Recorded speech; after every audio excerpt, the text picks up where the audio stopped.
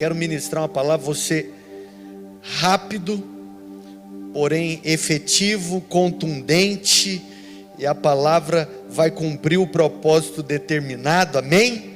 Glória a Deus, aleluia! Tem alguém vivo aqui nessa noite? Eu ia pedir para você chacoalhar a pessoa do seu lado, mas não vou pedir para fazer isso não. Você declarando, dando brados de júbilo, de concordância comigo, eu já me sinto por demais encorajado. Eu quero ministrar uma mensagem cujo título é: eu edificarei a minha igreja. Nós estamos falando sobre ser família, ser igreja. Então eu quero ministrar uma palavra intitulada eu edificarei a minha igreja. E antes de nós entrarmos na palavra, eu quero te convidar a fechar os seus olhos e rapidamente orar ao Senhor. Diga com as suas próprias palavras ao Senhor: Senhor, fala comigo, me abra os olhos, me abra o entendimento, me leva à operosidade da tua palavra. Oh Senhor, desvenda-nos os olhos, leva-nos à prática, à operosidade da Escritura. Cumpra o teu propósito, glorifica o teu nome através de nós, Pai, em o nome de Jesus, amém e amém. Quem pode dar um glória a Deus aqui nessa noite? Aleluia. Quando você concorda comigo, você me empurra, você me encoraja, vocês vão vendo que eu vou ficando empolgado. Então vocês podem começar desde já. Quero ler uma porção, muito obrigado pelo seu aleluia. Quero ler uma porção da palavra de Deus, se encontra em Mateus capítulo 16, do versículo 13 ao versículo 18. Mateus 16, do 13 ao 18. A escritura diz assim: indo Jesus para os lados de Cesareia de Filipe, perguntou aos seus discípulos: quem diz o povo ser o Filho do Homem? E eles responderam: uns dizem João Batista, outros Elias, e outros Jeremias ou algum dos profetas. Mas vós, continuou ele, quem dizeis que eu sou? Respondendo Simão Pedro disse: tu és o Cristo, o Filho do Deus vivo. Então Jesus lhe afirmou: bem-aventurado és Simão Barjonas, porque não foi carne e sangue que te revelaram, mas meu Pai que está nos céus. Também eu te digo que tu és Pedro, e sobre essa pedra edificarei a minha igreja, e as portas do inferno não prevalecerão contra ela. A gente percebe que Jesus está realizando meio que uma enquete.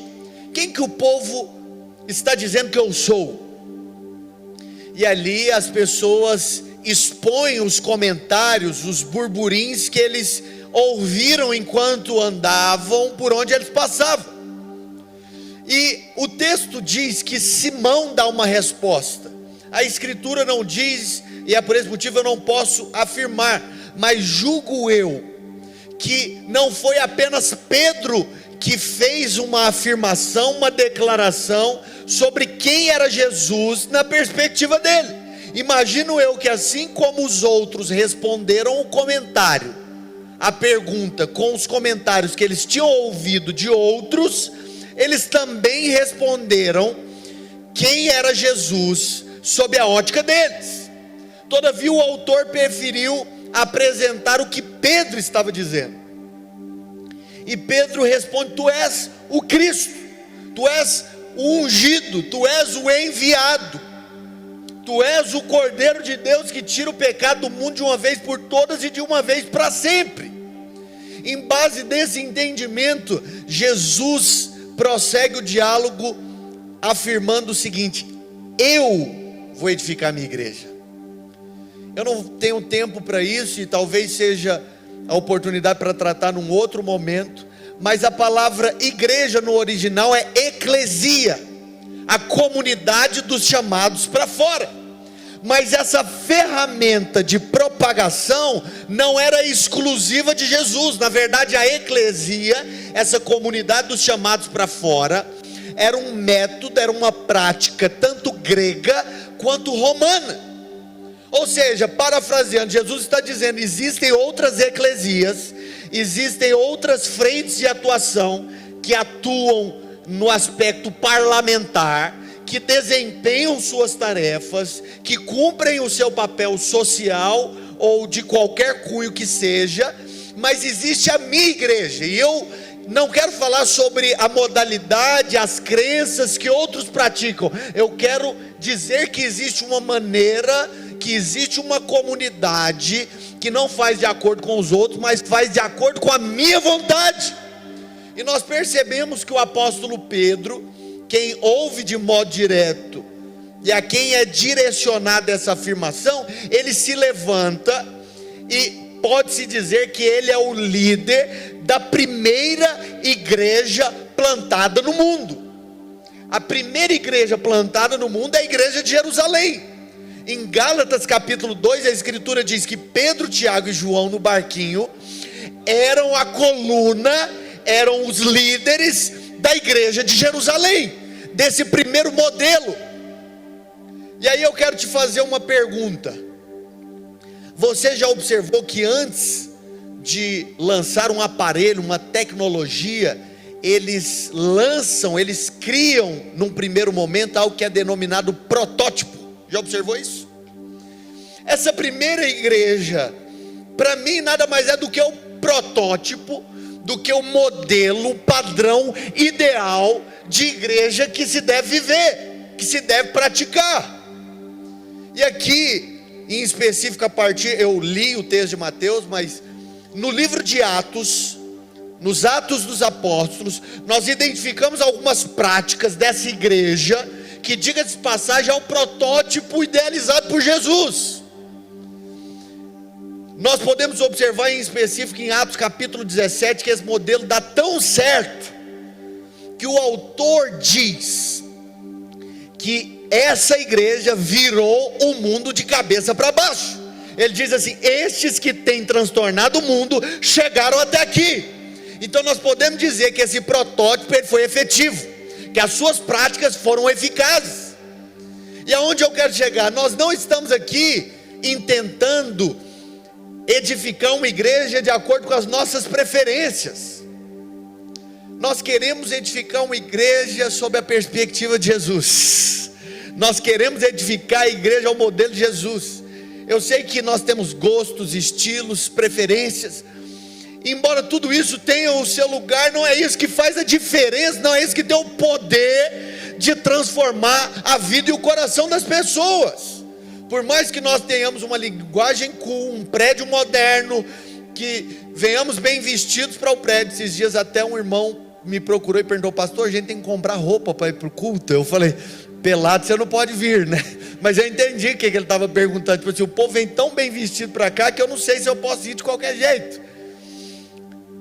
Mas não é só isso que nós queremos, não é só isso que nós intentamos. Nós queremos edificar uma igreja que é genuinamente bíblica, que é genuinamente neotestamentária, que centraliza Cristo.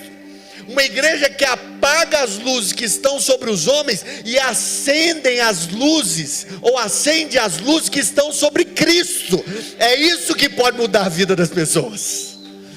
E nós podemos observar em Atos capítulo 2, que essa igreja era uma igreja cheia da palavra e cheia do Espírito. A palavra de Deus diz que estavam todos reunidos no mesmo lugar, e de repente eles ouviram do céu um som como de um vento impetuoso, e acontece o revestimento de poder. E depois de serem revestidos de poder, o apóstolo Pedro se levanta e faz a sua primeira sustentação oral, a sua primeira exposição. E a partir daquela primeira exposição, 8.000 pessoas se convertem. Avivamento e mover de Deus. Mas não era só entretenimento gospel, era uma igreja completamente fundamentada na palavra e no Espírito. A palavra de Deus fala: as pessoas erram. Por quê? Porque elas não conhecem a palavra, a escritura e o poder de Deus. Nós queremos ser uma igreja que é fundamentada na palavra, mas uma igreja que se move no Espírito também. E nos mover no Espírito não se limita apenas às reuniões dominicais que nós realizamos, não se limita apenas aos eventos que acontecem. O andar no Espírito é uma prática diária. Certa vez disseram o seguinte, que melhor do que cair no Espírito é andar no Espírito. E essa é a proposta de Deus para nós. E nós observamos aqui, em específico, que o apóstolo Pedro, ele começa a fazer a sua primeira pregação, não dando apenas a sua opinião. Pedro ele não levanta falando: gente, vocês estão achando que a gente está embriagado aqui? Deixa eu falar para vocês o que eu acho sobre o assunto. Não é assim que ele se posiciona. Ele fala: olha, aconteceu o que foi dito por intermédio do profeta Joel. Acontecerá que depois daqueles dias, diz o Senhor, derramarei o meu espírito sobre toda a carne. É um sermão completamente bíblico. Completamente bíblico. E aqui eu quero fazer uma afirmação, uma declaração. Homens de Deus, eles não têm opinião, eles têm a palavra na sua boca. Tipo assim, as pessoas vêm me perguntar: o que você acha do corona? Ok, eu posso até pensar algo sobre o assunto, mas o que eu falo para os outros não é o que eu penso. Eu falo o que a palavra de Deus fala.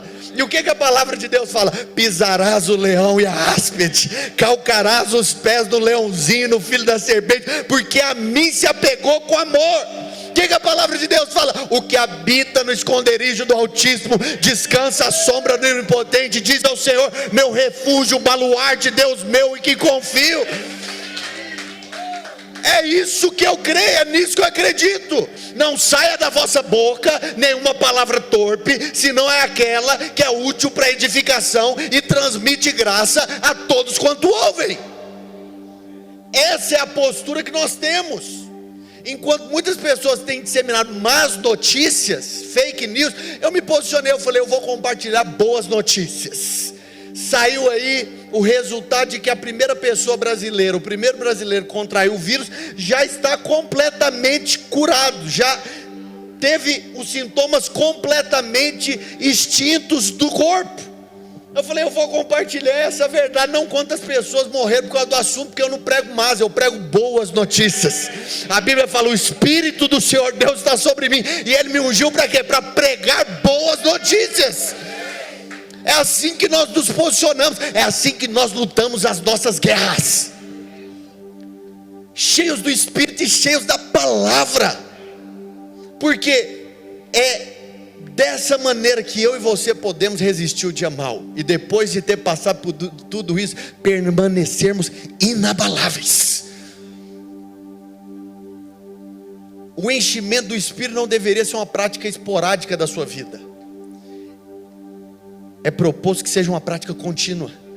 Eu até mandei recentemente num grupo de WhatsApp apresentando alguns percentuais. Pessoas que leem a palavra de Deus, que se dispõem a praticá-la, diminuem em 70% a possibilidade de ansiedade e depressão.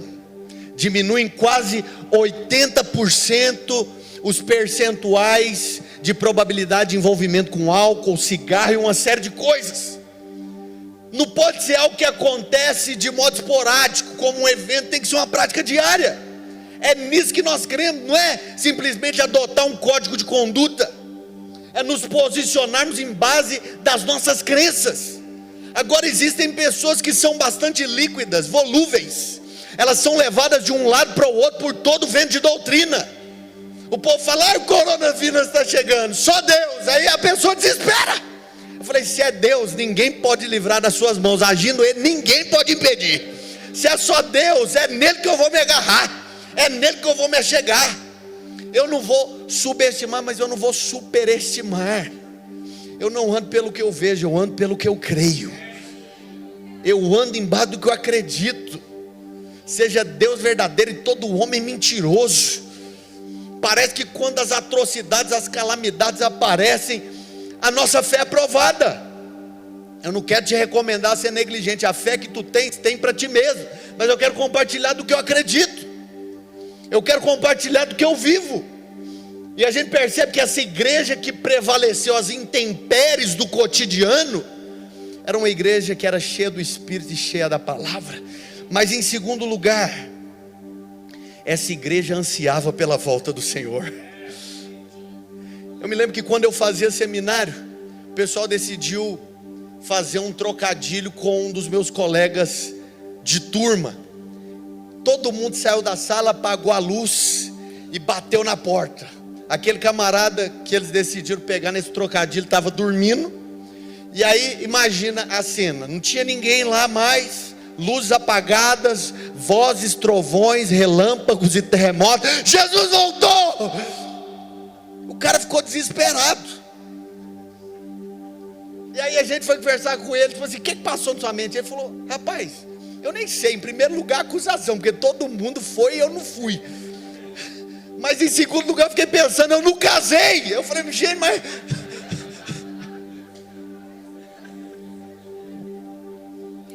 Se você tivesse lido a Bíblia, o apóstolo Paulo diz, melhor é não casar do que casar. Mas não é aí que eu quero chegar. Vocês viram no culto da virada de ano, o Reinhard esteve aqui conosco. O Reinhard é um grande homem de Deus, ele já foi ao céu 3 vezes. E aí, ele constantemente, quando viaja de avião, faz as seguintes declarações: nossa, seria tão bom se esse avião caísse, se a gente morresse e fosse para o céu. E aí algumas pessoas ficam loucas, eu não quero andar no mesmo avião que esse cara não. Eu estou pedindo para chegar do outro lado, ele está pedindo para o avião cair. Onde já se viu um trem nesse?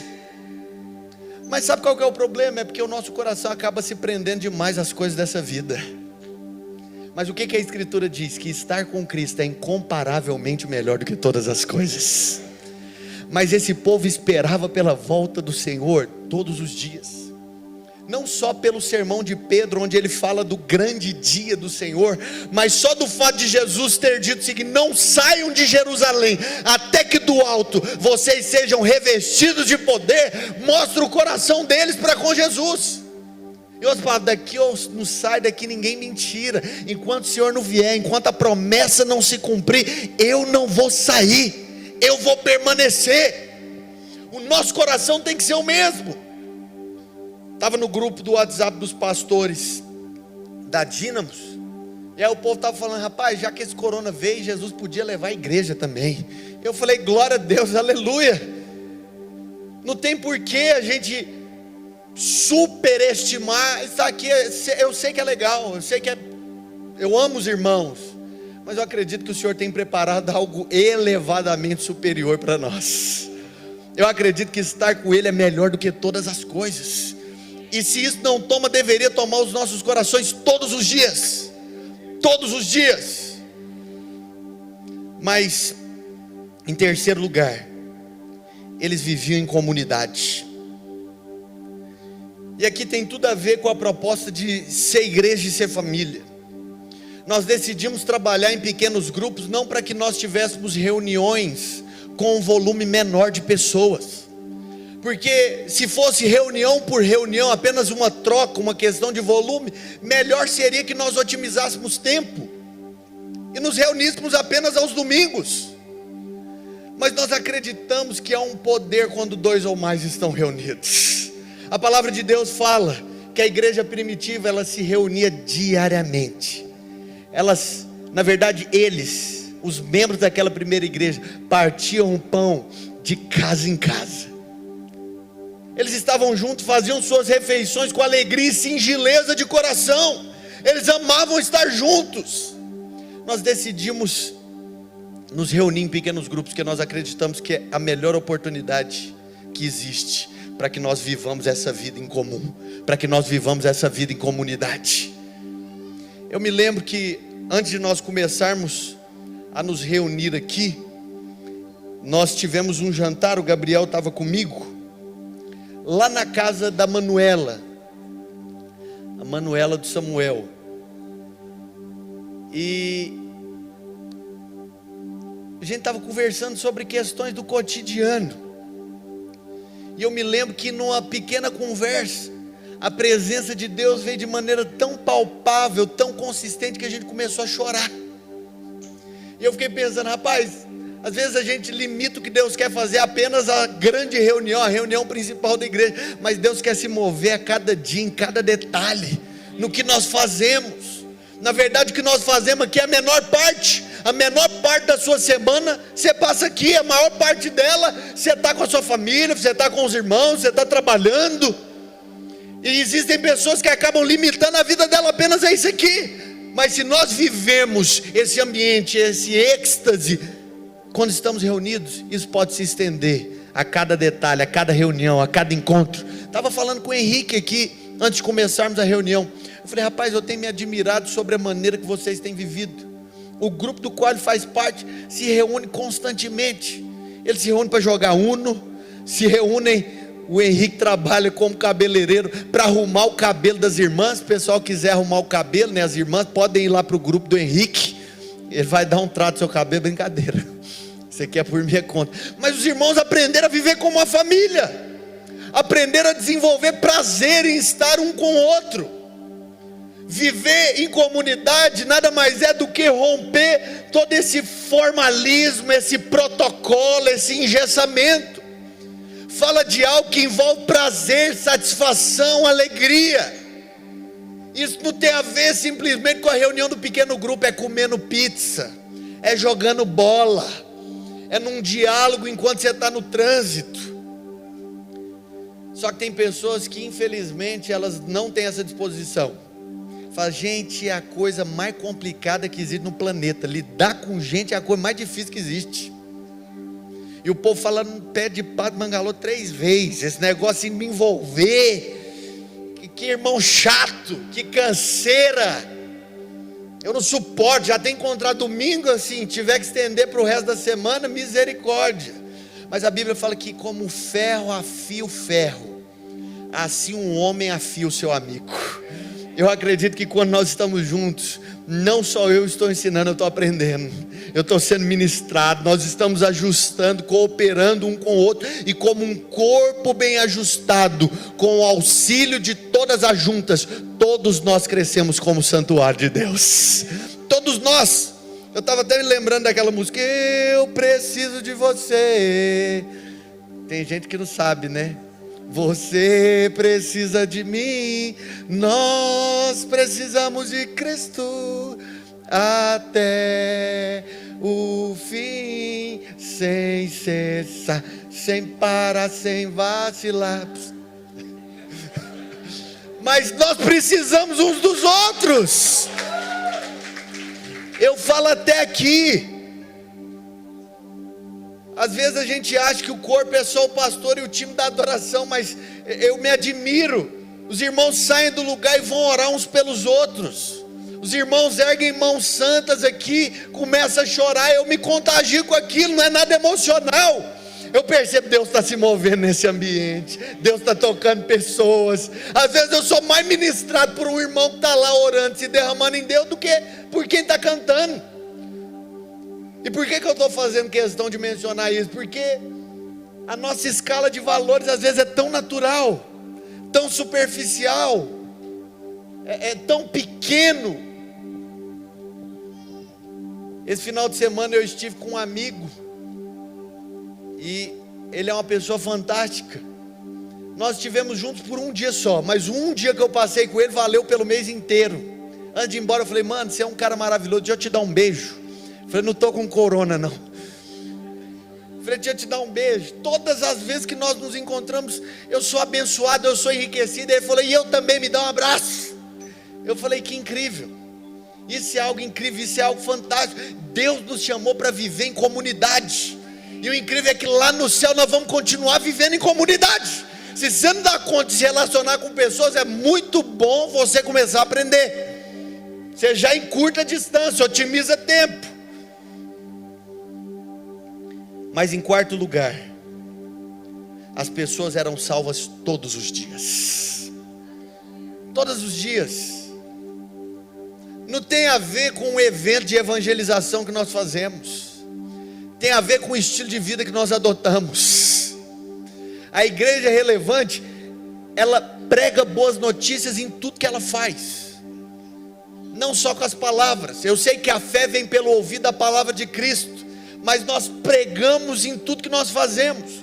O apóstolo Pedro, mais tarde foi esclarecido por Charles Spurgeon, nós somos a pregação que o mundo está assistindo. Nós pregamos o evangelho quando nós estamos dirigindo no trânsito. Quando o cara te atravessa no semáforo e você fala, isso aqui não é um irresponsável, isso aqui é uma alma que precisa de Jesus. É como você se relaciona com o atendente do caixa. É como você se porta. É como você se relaciona com o seu cônjuge, com o irmão que você não dá conta.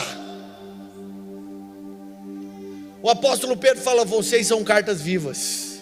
Charles Spurgeon falou, vocês são a pregação que o mundo está assistindo. Uma vez perguntaram para John Wesley, um avivalista do século XVIII, o que você faz? porque você atrai muitas pessoas ao seu encontro. As multidões saem de todos os lugares para te ouvir. Qual que é o segredo? E aí ele pergunta: você quer saber o segredo? Ele fala: todos os dias eu entro para o meu quarto e eu me incendeio diante de Deus. E quando eu saio nas ruas, as pessoas não me veem ouvir pregar, elas vêm me ver queimando na presença de Deus. Você quer ser um agente de salvação? Queime na presença de Deus. As pessoas vão te assistir queimando na presença de Deus. Deixa eu te dizer, o povo, as pessoas, o mundo não está à procura simplesmente de novas amizades. Elas estão ali para serem atraídas. A gente percebe que com Moisés foi a mesma coisa. Moisés até então vivia uma vida completamente natural. Ele achava que podia fazer a vontade de Deus na força do seu braço. Teve um dia que ele viu um arbusto seco queimando. E por que eu falo isso? Porque às vezes você pode falar: pastor, eu não sou bem articulado, eu não sou eloquente. O pessoal da adoração pode vir. Eu não tenho capacidade para expor como outros fazem. Você não precisa disso. Você precisa ser apenas um arbusto seco no deserto. Quando você começar a queimar, as pessoas vão perguntar: o que é isso? Não tem condições, não tem cabimento. Quem que é aquele indivíduo? Eu acho interessante, olha aqui para mim. Vocês podem olhar para o time de adoração, agora pode olhar para mim. O apóstolo Pedro, a Bíblia fala que ele era um homem inculto, ele era um homem iletrado, mas o povo tinha uma única certeza: que ele havia estado com Jesus. Se você tiver estado com Jesus, é suficiente. Você não precisa de mais nada, é suficiente. Mas em quinto lugar,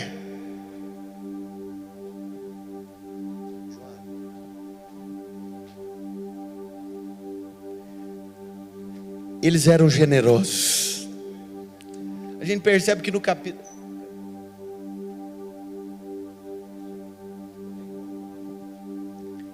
eles eram generosos. No capítulo 6 de Atos, estava rolando um avivamento no meio deles. Eu não sei quanto a vocês, mas eu sou profundamente grato por tudo quanto Deus nos tem dado. Há um tempo atrás, nós não tínhamos nenhum lugar de reuniões. E talvez estatisticamente falando você não saiba, mas são poucas igrejas no Brasil que atingem uma proporção como tem acontecido conosco em um curto espaço de tempo. Eu sei que existem pessoas maiores do que nós, e eu dou graças a Deus por eles, porque eles são nossos irmãos em Cristo Jesus. Mas eu não quero desprezar o que Deus nos tem entregado. Nós temos vivido um mover da parte de Deus. E o que nós vemos nessa igreja? Perdão, no capítulo 4. Só diminui um pouquinho o volume. A Bíblia fala que estava rolando um grande mover. 8.000 pessoas já haviam sido batizadas. E as pessoas começam a se mobilizar para contribuir. A Bíblia fala que um homem chamado José, cognominado Barnabé, natural de Chipre, ele pegou uma propriedade e tudo quanto ele conseguiu pelo valor da venda, ele depositou aos pés dos apóstolos. Em outras palavras, ele estava dizendo: eu quero que essa obra avance, eu quero que essa obra prospere, eu quero que essa obra chegue a lugares que às vezes a gente não está imaginando, não está entendendo, mas eu quero. E aí a Bíblia fala que depois o povo entrou no embalo. Fizeram porque os outros estavam fazendo, não foram movidos no coração. Com isso eu quero até balancear o seu entendimento sobre o que eu estou querendo dizer. Um casal chamado Ananias e Safira, eles fizeram a mesma coisa: vamos vender e vamos depositar. Só que ao invés de pôr tudo, eles colocaram só uma porção. O que aconteceu com eles? O apóstolo Pedro perguntou: vocês colocaram todo o dinheiro? E aí eles falaram: eles mentiram. Falaram: colocamos tudo. E aí o Pedro continuou e falou: vocês não estão mentindo para mim, vocês estão mentindo para o Espírito Santo. E a Bíblia fala que na hora o homem morreu, depois a mulher morreu. Eu sei que existem muitas explicações sobre o texto, mas eu quero dar aqui o que eu entendo disso. Qual que foi o problema? O que que produziu a morte de Ananias e Safira?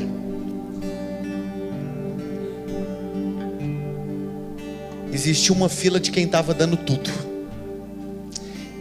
Eles entraram na fila de quem estava dando tudo, dando apenas uma parte, e isso se tornou um juízo na vida deles.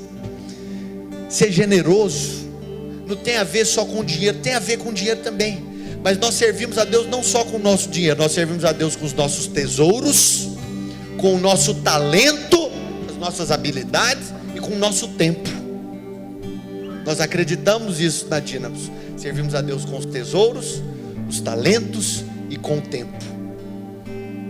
Deixa eu te dizer, o que Deus está fazendo aqui é santo. Não queira se envolver, é um compromisso, tem uma responsabilidade. Não queira dizer ou simplesmente aproveitar um embalo. Nós estamos dando tudo porque nós acreditamos em tudo aqui. Não queira entrar simplesmente dando pelas metades. Se você quer fazer parte dessa família, faça parte dessa família entregando tudo que você tem. Não tem a ver com quantitativo, assim como eu falei na generosidade, tem a ver com qualitativo. Senhor, eu estou aqui para valer. Nós estamos aqui de coração, nós estamos aqui de interesse. Nós vamos ver essa obra avançando, nós vamos ver isso aqui se deflagrando. Nós acreditamos nisso. Deixa eu te dizer, dinheiro é só um detalhe. Vocês vão observar, e eu falo com todo respeito, nós não somos apelativos aqui para falar de dinheiro. Vocês já foram a outros lugares, nós não somos apelativos. Eu posso dizer com liberdade. A gente faz questão de te orientar sobre o que nós queremos, para que você ouça do Espírito. Vocês podem ver que toda vez que a gente fala de generosidade, a gente fala, agora nós vamos orar para o Espírito falar com você. Porque não tem a ver com, não é por palavras persuasivas, não é pela sabedoria humana, mas é na demonstração do Espírito e do poder de Deus. Mas eu acredito que existem palavras relacionadas a isso, liberadas sobre nós. Ontem nós estávamos em uma capacitação em São Paulo com toda a liderança da Dínamos. Não é a primeira vez, quem está aqui desde o começo sabe. Mas toda vez que eu encontro um profeta, ele fala a mesma coisa. E ontem não foi diferente. O povo falou assim, ó, você vai ser um cara muito mais próspero ainda. Mas eu quero te dizer que as pessoas que estão à sua volta vão prosperar muito também. Sabe por que nós ensinamos e não procuramos simplesmente expor de modo inspirativo, bonito, cool, legal? É porque nós acreditamos em cada palavra liberada. Em cada palavra liberada. Todas as vezes que alguém fala sobre isso, eu me aproprio, eu falo, eu acredito. E a cada dia que se passa, eu me torno uma pessoa ainda mais próspera. Eu posso dizer isso com liberdade, mas eu acredito que Deus quer fazer, não apenas de mim, mas de todos nós, pessoas prósperas, porque são generosas. Nós não esperamos ter para contribuir, nós damos porque acreditamos que a nossa vida é uma semente que tem poder para multiplicar 30, 60 e a 100 por um. Mas muitos sinais e prodígios, em sexto lugar, eram realizados por intermédio dos apóstolos. Muitos sinais e prodígios. Terça-feira aconteceu algo comigo que foi incrível. Eu deitei lá no tapete da sala e comecei a ter o meu devocional com Deus. Os meninos estavam lá em casa, funcionário também. Eu deitado com fone de ouvido, e o Espírito começou a falar no meu coração: manda uma mensagem para o fulano, manda uma mensagem para o ciclano. Sai mandando mensagem para várias pessoas em lágrimas. Falei, o Senhor me lembrou de você, e eu quero dizer que os planos dele vão se cumprir. E falar para cada um que eu sentia que eu tinha que falar. Mandei para o meu gerente do banco, mandei para um monte de gente. Ele falou, mano, eu estava precisando dessa palavra. O que aconteceu? Como é que você ficou sabendo do treino? Eu falei, não sabia de nada. Eu só me permiti ser guiado pelo Espírito. Convidei algumas pessoas para ir no grupo de conexão que eu lidero. Gente foi, o povo estava lá. Eu percebi que enquanto nós orávamos, o Espírito se movia. As pessoas começaram a chorar, começaram a se mover. E eu acredito que chaves estavam sendo viradas lá. Muitas vezes a gente acha que o milagre é só quando o surdo ouve. Surdos já ouviram no nosso meio. Pessoas já foram curadas de problemas do coração. Pernas cresceram. Mas o Senhor, eu acredito que quer que nós valorizemos cada detalhe. E muitos milagres vão continuar acontecendo no nosso meio também. Mas sabe qual que foi a consequência de tudo isso? As pessoas se levantaram para perseguir a igreja. A gente está vivendo algo legal. Muita perseguição já aconteceu, mas eu não acredito que ela parou. acredito que muita perseguição vai continuar acontecendo. Eu não tenho a pretensão de ser diferente, nem quero que seja diferente. É porque eu sou masoquista? Não, não sou masoquista.